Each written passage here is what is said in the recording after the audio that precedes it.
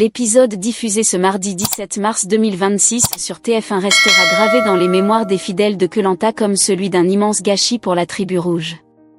Alors que l'aventure entre dans une phase de tension extrême, le conseil orchestré par l'emblématique Denis Brognard a scellé le destin d'une aventurière que l'on pensait intouchable, Karine. Pourtant, tout avait commencé sous les meilleurs auspices pour son équipe. Lors de la mythique épreuve des radeaux, Karine a fait étalage de tout son talent.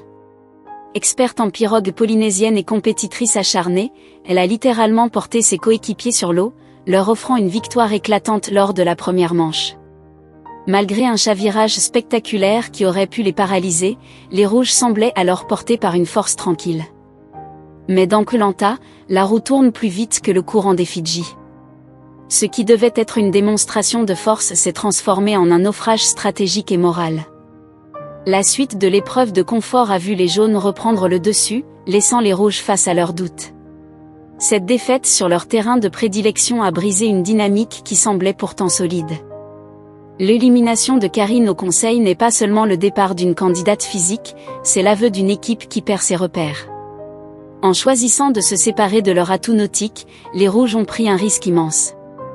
Le public français, habitué au revirement de situation, s'interroge déjà. Comment une telle expertise a-t-elle pu être sacrifiée si tôt ? Ce coup de tonnerre marque la fin d'une ère de confiance et plonge la tribu dans une incertitude totale, où les affinités semblent désormais peser plus lourd que les compétences sportives.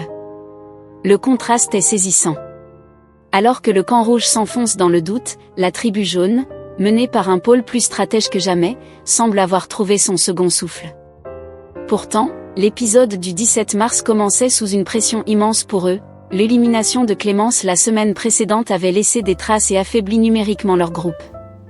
Mais c'est précisément dos au mur que les jaunes ont révélé leur véritable force de caractère. Lors de l'épreuve des radeaux, ils n'ont pas cédé à la panique malgré la domination initiale de Karine. Avec une synchronisation parfaite et une résilience admirable, ils ont su remporter les 2 manches suivantes, s'offrant ainsi une victoire totale et, surtout, un kit de pêche salvateur. Ce kit de pêche n'est pas qu'un simple accessoire pour le public français, c'est le Saint Graal de l'aventurier. Dans une saison où les organismes sont déjà éprouvés par le manque de nourriture, cette récompense change radicalement la donne. Elle offre aux jaunes un avantage physiologique majeur, des protéines, de l'énergie, par extension, une meilleure lucidité pour les épreuves d'immunité à venir. Mais l'ambition des jaunes ne s'arrête pas à leur estomac. Le teaser du prochain épisode, qui sera diffusé le vendredi 24 mars, nous montre une équipe conquérante utilisant son radeau victorieux pour explorer les environs. Cette soif de découverte va les mener vers une plage encore inexplorée de leur île. Pour les téléspectateurs, ces séquences d'exploration sont le cœur même du programme, rappelant l'essence Robinson de l'émission. En accostant sur cette nouvelle terre, les jaunes ne cherchent pas seulement de la nourriture ou du bois, ils affirment leur domination sur leur environnement.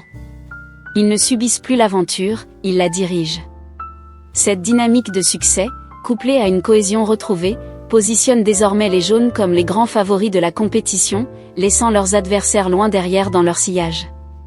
Si les jaunes savourent leur triomphe, l'ambiance est tout autre sur le camp des rouges. L'élimination de Karine a laissé un vide immense, mais c'est surtout l'accumulation des échecs qui pèsent sur les épaules des aventuriers.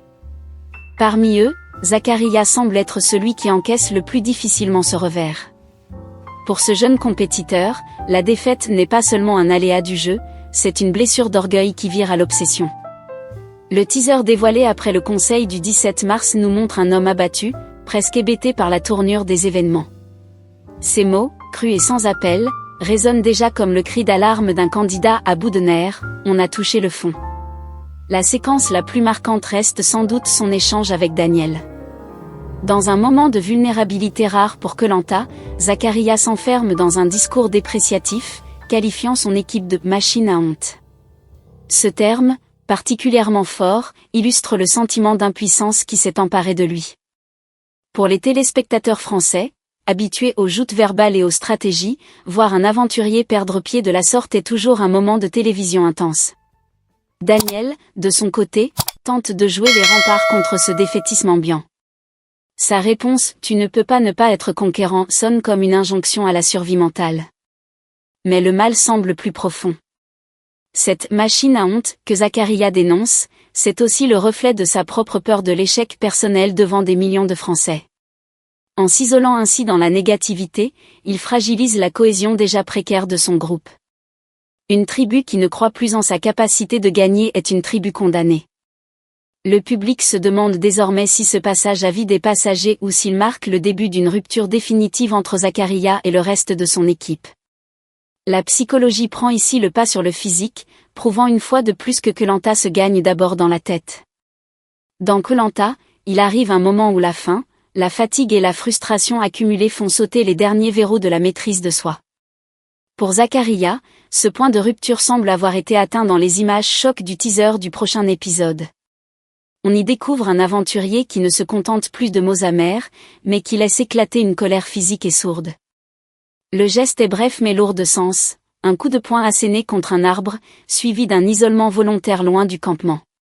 Ce n'est plus seulement une défaite sportive qu'il encaisse, c'est une détresse psychologique profonde qui s'exprime. Pour le public français, ces images de craquage sont toujours des moments de grande tension. Elles rappellent la dureté réelle de l'aventure, loin des caméras et du confort quotidien.